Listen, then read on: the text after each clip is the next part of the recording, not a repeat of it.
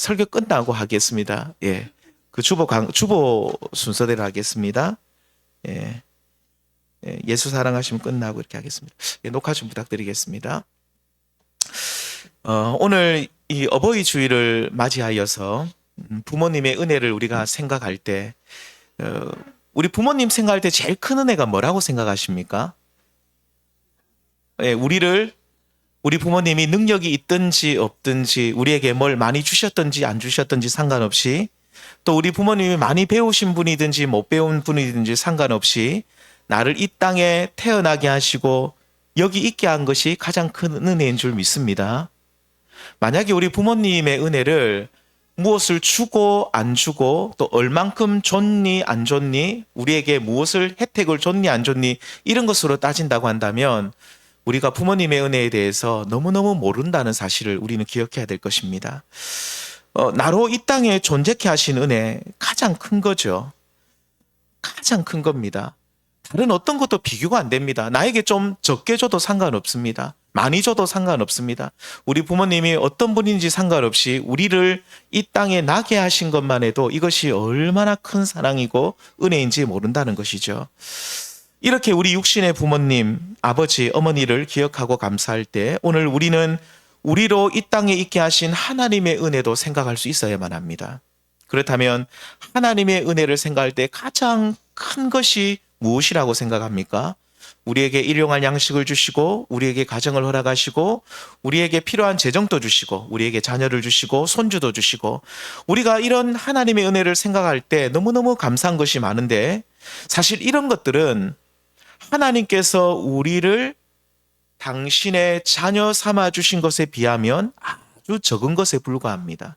그러니까 우리에게 베푸신 가장 큰 하나님의 은혜가 무엇이냐라고 누군가가 물어보신다면, 우리로 하나님의 자녀 삼아 주신 이 일이 가장 큰 은혜라고 우리는 고백할 수 있어야 된다는 거죠.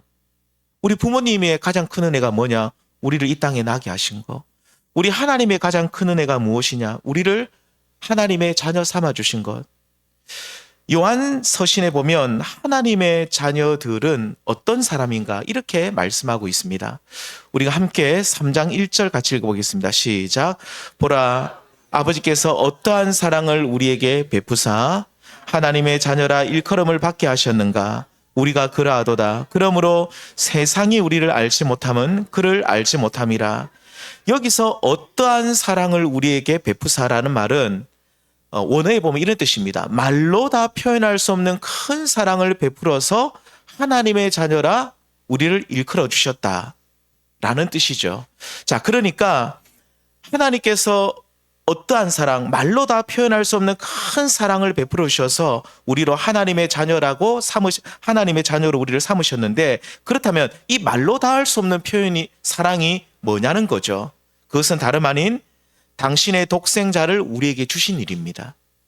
우리를 죄에서 건지셔서 우리로 당신의 자녀 삼아 주시기 위해서 하나님의 아들 독생자 예수 그리스도를 이 땅에 보내셔서 십자가에 죽게 하심으로 부활하시고, 그 아들을 통하여 우리를 구원하셔서 하나님의 자녀 삼아 주신 이 일, 이것이야말로 다 우리의 말로 다 표현할 수 없는 가장 큰 사랑이고, 이 사랑을 베푸신 하나님의 은혜를 기억할 때 우리는 하나님 앞에 감사하지 않을 수 없다는 것이죠. 짧은 생각으로 우리는 다른 이들보다 눈에 보이는 가시적인 복을 많이 받지 못했어 라고 말하며 불평할 수 있지만, 말로 다 표현할 수 없는 큰 사랑을 베푸신 그 하나님의 사랑을 생각할 때, 특별히 우리를 그 큰 사랑으로 우리를 자녀 삼아 주신 하나님의 그 사랑을 생각할 때 우리가 불평하는 것은 가당치도 않다 이 말입니다. 그러니까 우리가 뭐 좀 적게 받았다고, 우리가 가진 것이 없다고, 우리에게 건강이 없다고, 우리가 다른 사람들보다 이런 부분이 부족하다고 우리가 하나님 앞에 불평하는 것 마땅치 않다는 것이죠. 이렇게 우리가 하나님의 자녀된 일이 우리가 받은 가장 큰 사랑이고 가장 큰 축복인 줄 믿습니다. 그런데 오늘 우리가 봉독했던 이 요한 1서 2장 말씀에는 하나님의 자녀를 세 가지 호칭으로 부르고 있습니다. 아이들, 복수로 부릅니다. 아이, 그리고 아비, 청년, 이 세 가지 호칭으로 하나님의 자녀를 부르는데, 자, 이것은 똑같은 하나님의 자녀인데 이 세 이름으로 자꾸 부르는 것은 너희들이 하나님의 자녀로서 이 세 가지 모습을 다 함께 갖추어야 한다는 것이죠. 말로 다 표현할 수 없는 하나님의 사랑으로 그 사랑을 받아서 하나님의 자녀된 너희들은 이 아이와 아비들과 그리고 청년의 이 세 가지 모습이 우리 모습 속에 나타나야 한다는 겁니다.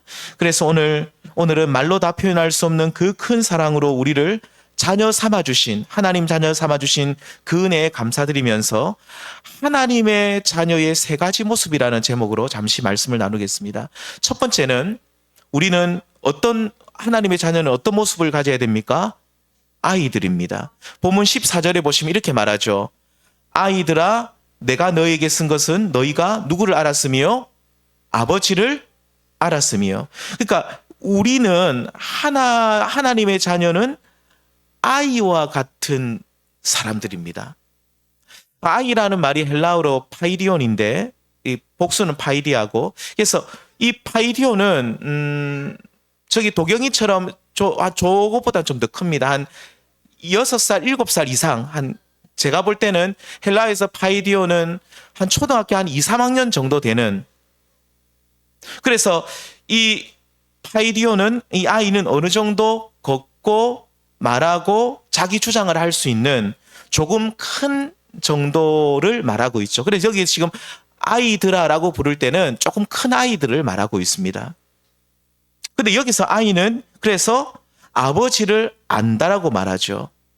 하나님 아버지를 안다. 이 아버지를 안다는 것은 하나님 아버지의 큰 사랑을 지식적으로도 알 뿐만 아니라 그 아버지와 교제할 수 있는 상태를 말하고 있습니다. 그래서 우리가 하나님의 자녀로서 하나님 앞에서 어린 아이와 같은 존재라는 말은 하나님을 아빠, 아버지라고 부르면서 그 하나님 아버지와 교제할 수 있는 상태가 된 것을 말하죠. 예수님께서 이 땅에 계실 때 이 파이디온 어린 아이를 당신 앞에 세우십니다. 실물 교육을 하시죠. 그러면서 이 아이들을 가르치면서 너희가 이 어린 아이와 같이 되지 아니하면 하나님 나라에 들어갈 수 없다라고 여러 번 말씀하셨습니다. 예수님께서 말씀하신 어린 아이, 오늘 본문에서 말하고 있는 어린 아이, 이들은 어떤 모습이냐? 방금 말씀드린 것처럼 하나님 아버지를 알고 교제하는데 특별히 전적으로 의존하는 관계입니다. 이 아이는 전적으로 의존합니다. 나의 전 존재가 하나님 아버지를 의지하고 있고 그분의 은혜에 잇대어 살아가고자 날마다 하나님 아버지를 찾고 바라보는 사람, 그가 바로 어린 아이와 같은 하나님의 자녀인 것이죠. 우리는 우리가 여기 계신 분들 중에 자기 자리에 따라서 때로는 사람들 앞에서 내가 권위를 내세울 수도 있어야 됩니다. 권위주의는 나쁜 거지만 권위는 필요한 거거든요. 그래서 내가 어떤 자리에 있든지 내가 때로는 내가 권위를 가지고 사람을 부릴 수도 있고 시킬 수도 있고 또 내가 권위를 아무튼 가지고 있어야 됩니다. 그런데 또 위엄도 갖추고 있어야 되죠. 힘도 있어야 됩니다. 하지만 말로 다 할 수 없는 사랑을 받아 하나님의 자녀가 된 우리는 항상 하나님 앞에서 어린 아이와 같은 모습으로 서 있어야 되는 줄 믿습니다. 우리는 하나님 앞에서 권위가 없어야 됩니다. 하나님 아버지 앞에서는 항상 어린아이처럼 서 있어야 됩니다. 저도 하나님 아버지 앞에 저는 목사로 여기 서 있지만 하나님 아버지 앞에서는 저도 그렇죠. 파이디온입니다. 어린아이입니다. 그래서 기도할 때도 때로는 하나님 앞에 막 때를 쓸 때도 제가 있어요. 하나님 알지요? 하나님 아시지요? 아버지 아시지요? 막 때를 씁니다. 아버지 한 번만 봐주이소. 막 떼씁니다. 하나님 어떻게 해야 되겠습니까? 하나님 너무너무 곤란한 일을 겪을 때에 이게 뭐라 그러죠? 이게 참 마음이 힘들 때가 있어요. 목사로서 목회를 할 때 우리 성도님들이 당하는 그런 일들, 좀 합리적인 일은 우리가 이해가 되거든요. 요렇게 해서 이런 일을 당하면 기도해야 돼. 근데 너무너무 기가 막힌 일을 당할 때는 저도 기도가 잘 되지 않고 마음이 힘들 때 하나님 아시지요? 좀 도와주십시오. 어떻게 해야 됩니까? 저도 기도가 잘 안 나옵니다. 이 말이 잘 안 나와요. 이렇게 기승전결이 안 된다고요. 말이 언어가 잘 안 나올 때 있는데 그럴 때마다 하나님 아버지 앞에 떼쓰듯이 아버지 알지요? 좀 한 번만 좀 봐주십시오. 한 번만 도와주십시오. 우리 성도님들, 우리는 하나님 아버지 앞에 설 때 전적 의존 관계 속에 들어가야 됩니다. 우리가 하나님 앞에 매달려야 됩니다.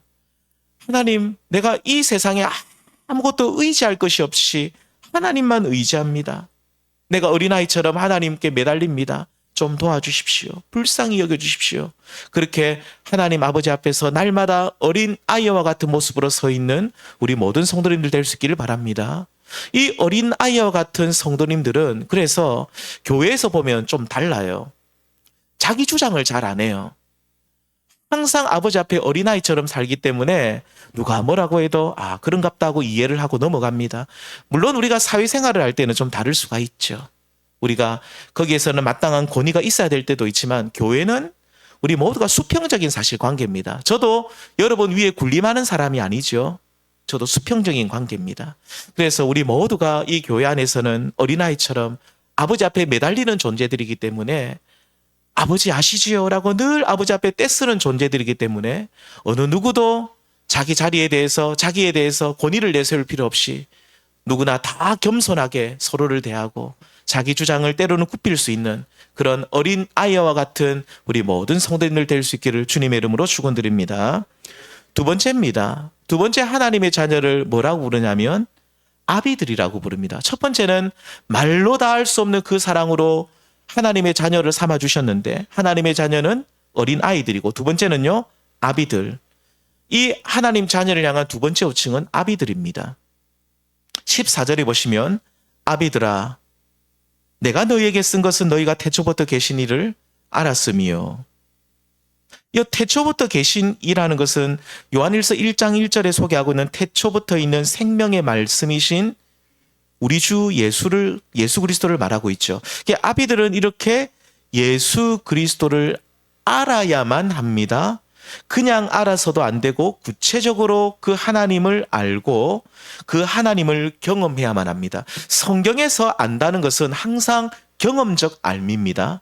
그래서 이 경험적 알미라는 것은 이제 헬라어로는 기노스코고 히브리어는 야다인데 그냥 머리로만 지식적으로만 안다는 것이 아니죠. 정말로 경험해서 아는 것을 말합니다. 그래서 여기서 지금 너희들이 태초부터 계신 예수 그리스도를 안다는 것은 그 아들을 몸소 체험하고 경험하는 것을 말하고 있다 이 말입니다. 무엇보다도 하나님께서 그 아들 예수님을 우리를 구원하시기 위해 화목제물로 보내셨음을 우리는 알아야만 합니다. 우리가 4장 10절 말씀 같이 읽겠습니다. 사랑은 여기 있으니 우리가 하나님을 사랑하는 것이 아니요 하나님이 우리를 사랑하사 우리 죄를 속하기 위하여 화목제물로 그 아들을 보내셨습니다. 우리가 먼저 하나님을 사랑한 것이 아니라 하나님께서 우리를 먼저 사랑하셨고 그 아들 예수님을 화목제물로 보내셔서 죄에 빠진 우리를 구원해 주셨다라고 하죠. 성도님들, 이렇게 하나님의 자녀는 아버지가 되어야 하는데 여기서 아버지가 된다는 말은 아버지로서 우리가 교회에서 아까도 말씀드렸지만 근엄하게 뭔가 모르게 권위를 가지고 이런 모습을 갖춘다는 뜻이 아닙니다. 남녀노소 가릴 것 없이 우리는 전부 다 영적 아비가 되어야 되는데 무슨 말이냐면 하나님을 알아가는 일에 열심을 내는 모습이 있어야 된다 그 말입니다.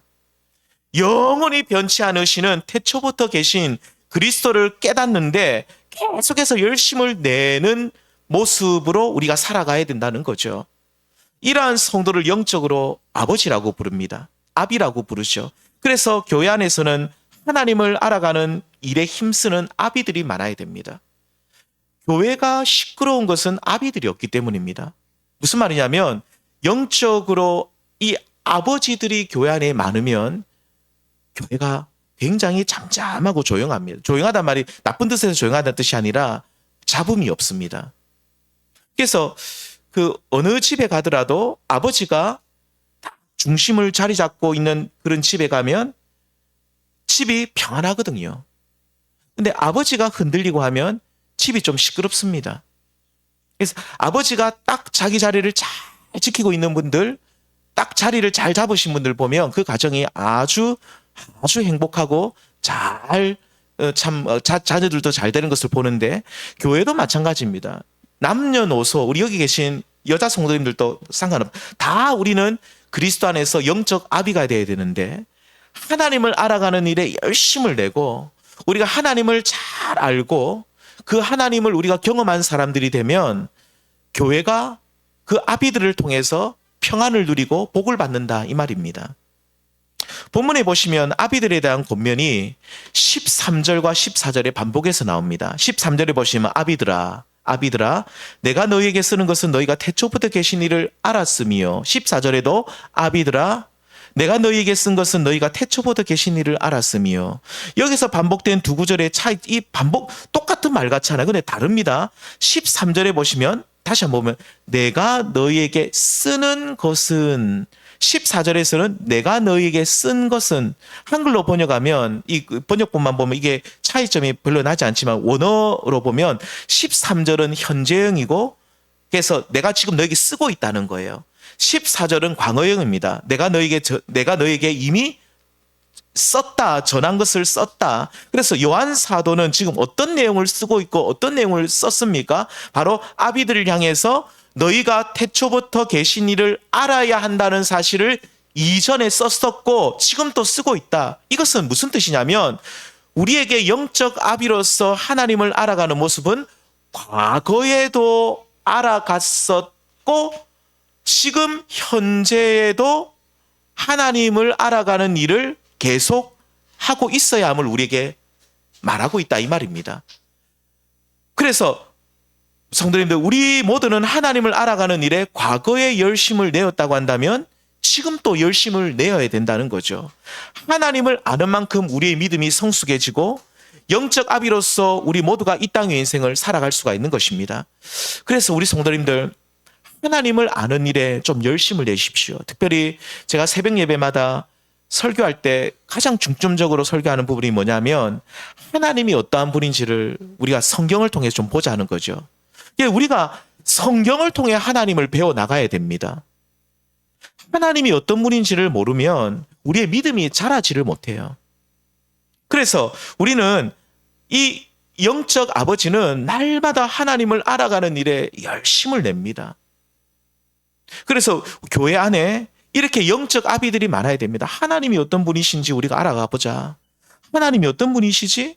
도대체 하나님이 우리에게 어떤 사랑을 베푸셨지? 그 사랑을 알고자 힘쓰고 하나님 아버지를 아는 일에 열심을 내는 성도들이 많을 때 그들이 영적 아비들인데 그 영적 아비들을 통해서 교회가 세워져 나가고 교회가 평안을 누리고 또 우리 가정에서도 우리가 영적 아비로 서 나갈 때에 우리 자녀들이 하나님 안에서 든든하게 서 나가게 될 줄 믿습니다.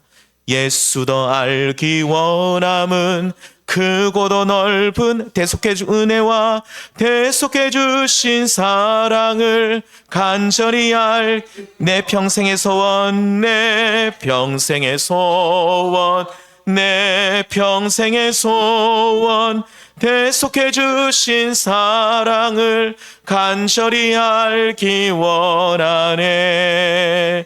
우리 성도님들 우리 모두가 내 평생의 소원 내 평생의 소원 뭐라고요? 대속해 주신 그 주님의 사랑을 간절히 알기 원합니다. 우리가 예수님을 알아가는 일에 우리 하나님 아버지를 알아가는 일에 열심을 내시는 영적 아비로서 우리가 다 설 수 있는 우리 성도님들 될 수 있기를 주님의 이름으로 축원드립니다. 마지막 세 번째 호칭은 청년들입니다. 요즘 그 노령화가 진행되다 보니까 저기 우리 하만만 해도 저 마을에 가면 70도 청년이라 그러더라고요. 저는 알람입니다. 50대는 애기입니다. 애기 왔나 그럽니다. 아들입니다. 80, 90, 100세 되신 분들이 계시니까 70세는 요새는 그 나이가 마을에서도 많은 축이 안 들어가더라고요. 그런데 우리 성도님들 꼭 기억하십시오. 하나님의 자녀 세 번째 호칭은 뭡니까? 청년들입니다. 우리가 70이 돼도 80이 돼도 90이 돼도 우리는 하나님의 자녀인 우리는 날마다 하나님 안에서 청년들인 줄 믿습니다. 청년이에요. 노인이란 말이 없어요. 우리는 그리스도인들은 모두가 청년들입니다. 나이가 아무리 많아도 청년들이에요. 14절 하반절에 보면 이래 말합니다. 청년들아, 내가 너희에게 쓴 것은 너희가 강하고 하나님의 말씀이 너희 안에 거하시며 너희가 흉악한 자를 이겼습니다. 요한 사도는 하나님의 자녀를 청년들이라고 부르고 있죠. 청년의 특징이 뭡니까? 건강하고 활발하고 에너지가 넘칩니다. 물론 여기서 말하는 청년은 이 요한이 지금 청년들이라고 하나님의 자녀들을 청년들이라 부를 때 그 교회 안에 청년만 얘기하는 것이 아니라 모든 하나님의 자녀들을 청년들이라 부르고 있는데 여기서 물론 육체적 의미의 청년들은 아니죠. 여기서 청년들아, 너희가 청년이 되라고 하는 것은 뭡니까? 이 말씀은 영적으로 강한 사람이 되라는 뜻입니다. 영적으로 건강한 사람이 되라. 그래서 영적으로 청년처럼 건강하고 강건해서 악한 자들을 이기고 세상의 유혹을 이기는 성도들이 되라. 그 사람이 청년들이다 이 말입니다. 그렇다면 우리는 어떻게 청년처럼 강하고 건강한 사람이 될 수 있을까? 우리는 주님 앞에 갈 때까지 늘 청년들로 서 있어야 되는데 어떻게 청년들이 될 수 있을까? 6장 10절입니다. 에베소서 함께 읽겠습니다. 시작. 끝으로 너희가 주 안에서와 능력으로 강건하여지고. 우리는 어떻게 영적으로 청년처럼 강건해지는가? 이렇게 말합니다. 주 안에서 그 힘과 능력을 받을 때 가능하다. 스스로 강해지는 것이 아니라 주님 안에 살면서 그분께서 주시는 힘과 능력을 공급받을 때 청년처럼 강해진다라고 약속을 하죠.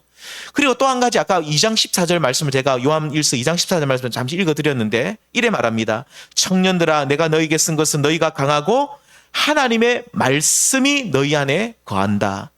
그래서 청년들은요, 하나님의 말씀이 그 속에 있는 자들이 바로 강한 자들 청년들입니다. 성도님들, 오늘 우리 모두 주님 안에 살면서 그 주님의 힘과 능력으로 청년들처럼 강건해지시고 또한 하나님의 말씀이 우리 속에 있어 청년들처럼 늘 영적으로 건강할 수 있는 우리 성도님들이 될 수 있기를 바랍니다.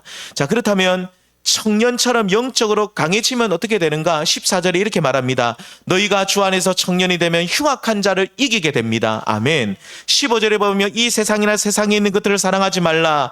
누구든지 세상을 사랑하면 아버지의 사랑이 그 안에 있지 아니하니. 그러니까 청년처럼 강해지면 우리는 육신의 정욕과 안목의 정욕과 이생의 자랑이 가득한 이 세상의 유혹을 우리가 이겨낼 수 있다라고 말합니다. 세상이 우리를 유혹을 해도 흔들리지 않고 강하고 담대하게 맞서 싸워 이길 수 있다라고 우리에게 일러주고 있는 것이죠. 여기 계신 저와 우리 모든 성도님들께서 우리 신체의 나이와 상관없이 항상 하나님 앞에서 거룩한 청년으로 서 있기를 주님의 이름으로 축원드립니다. 우리 옆에 분들 보시면서 청년입니다 한 번만 해주십시오. 네.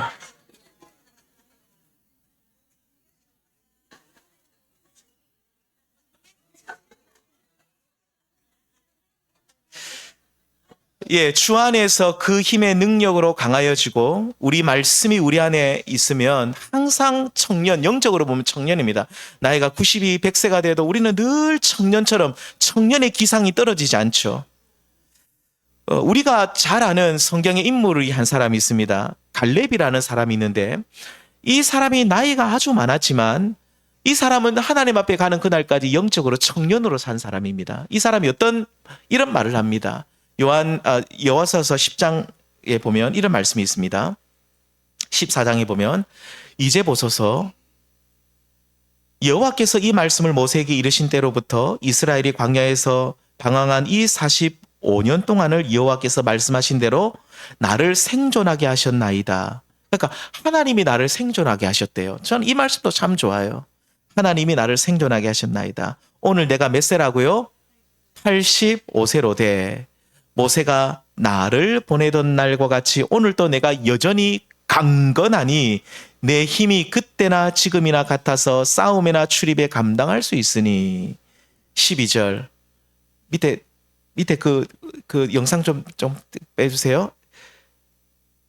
12절 그날에 여호와께서 말씀하신 이 산지를 내게 주소서. 당신 또 그날에 들으셨거니와 그곳에는 아낙 사람이 있고 그 성읍들은 크고 견고할지라도 여호와께서 나와 함께 하시면 내가 여호와께서 말씀하신 대로 그들을 쫓아내리이다 하니 아멘. 우리 성도님들, 갈렙이 자막 다시 띄워주세요. 갈렙이 약속의 땅 가나안에 들어갔을 때 그의 나이가 몇 살이었냐면 85세였습니다. 우리 성도님들 85세 되신 분 있죠? 누구죠? 예, 우리 이충강 어르신 85세인데, 예. 뭐 지금 또 적은 나이는 아닌데 이 고대 사회에서는 굉장히 많은 나이입니다. 그렇죠? 85세는 많은 나이입니다. 근데 갈렙은 이 85세가 되었는데도 하나님 앞에 여전히 청년처럼 살거든요. 그는 하나님께서 헤브론 산지를 주실 것이라는 약속을 믿었어요. 이 갈렙이 대낮게나 그냥 아무 생각 없이 막 기상만 높았던 청년의 기상처럼 살았던 것이 아니라 하나님의 약속을 그는 들었고 받았고 믿고 있었습니다. 헤브론 산지를 주실 것이다. 그리고 그 약속을 믿고 이 산지를 내게 주옵소서. 왜? 하나님이 약속하셨기 때문에 이 산지를 내게 주옵소서라고 백성의 지도자 여호수아에게 간구합니다. 그리고 이 산지가 비록 견고하고 강할지라도 그리고 그곳에 사는 원수들이 강할지라도 하나님이 나와 함께 하시기 때문에 이 모든 어려움을 이기고 적들을 물리칠 수 있다라고 고백을 하죠. 성도님들, 오늘 우리 모두 갈렙과 같은 청년의 기상을 이어받을 수 있기를 원합니다. 날마다 그 하나님 안에 사시고 그 힘의 능력으로 강하여지고 또 그 말씀이 우리 속에 역사하여서 비록 우리의 몸은 날이 가면 갈수록 쇠하여지지만 영적으로는 항상 깨어 있어서 악한 자들을 능히 물리칠 수 있는 그런 영적 청년의 기상을 유지할 수 있는 우리 성도님들 될 수 있기를 주님의 이름으로 소망합니다. 말씀을 맺겠습니다. 우리 성도님들 하나님의 말로 닿을 수 없는 그 사랑으로 인하여 하나님의 자녀가 된 줄 믿습니다. 요한은요, 이렇게 하나님의 자녀가 된 성도들을 세 호칭으로 부릅니다. 아이들아, 아비들아, 청년들아. 아이들로 부르는 이유는 하나님 아버지와 우리 관계 때문이죠. 성도는 항상 하나님 아버지 앞에서 어린 아이들처럼 전적으로 하나님 아버지만 의존하고 의지하는 그 관계 속에 살아야 된다. 두 번째, 아비들은 태초부터 계시니 다시 말하면 그리스도를 아는 자들입니다. 과거에도 알았지만 지금 또 알아가고 있고 앞으로도 알기를 힘쓰는, 그래서 하나님 아버지를 알아가기에 힘쓰는 자들이 바로 영적 아비들, 우리는 아비들이 되어야 되고, 마지막 세 번째는 뭡니까? 영적으로 청년들이 되어야 됩니다. 육신의 나이는 많지만 청년의 기상이 살아있어야 되는 거죠. 주 안에서 그 힘의 능력으로 날마다 강건해지고 하나님이 주신 꿈과 비전이 우리 속에 있어야 됩니다. 자, 이렇게 하나님 아버지 앞에서 우리 하나님의 자녀로서 아이처럼, 아비처럼, 청년처럼 살아가시는 모든 성도님들 될 수 있기를 주님의 이름으로 축원드립니다. 기도하시겠습니다. 하나님 고맙습니다. 감사합니다. 우리를 그 큰 사랑으로